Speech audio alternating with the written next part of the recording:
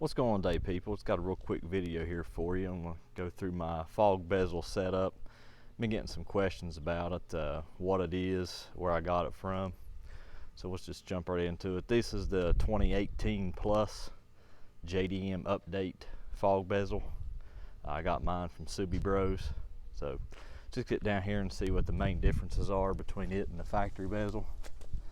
As you can see, this is more of a gloss black finish versus the cheap looking black plastic finish on the factory bezel. This gloss black kind of favors the factory grille collar a little bit better, that shiny black. The major difference is this driving light sequential turn kit from SubieBros. The factory JDM OEM kit, you can get it also, but I just wanted the sequential turn and such in this. This is also a switchback option too, so when you have your blinkers on, you turn them off, the driving light kicks back on, so that's pretty cool. Another extra feature there is you got a little bit more airflow, albeit probably minimal, but it is there. This driving light, when it's on, the intensity matches the factory C light in the STI pretty well. As far as intensity goes, they're about the same brightness, so that's pretty cool. It's you know, sometimes you get a collar, it's a little bit warmer, a little bit cooler, but these tend to match that very well.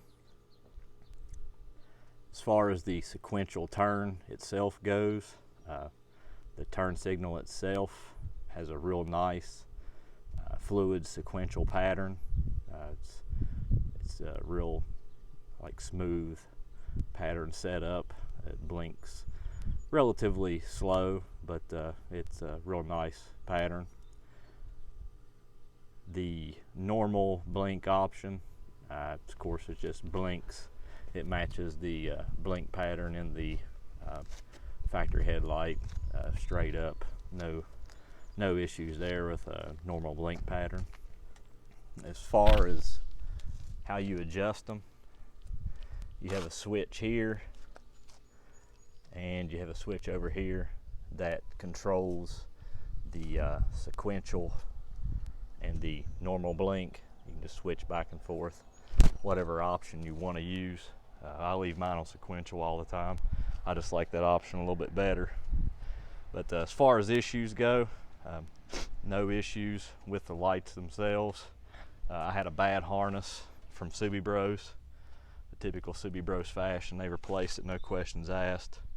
I just sent them back the bad harness so they could R&D it and see what was going on with it.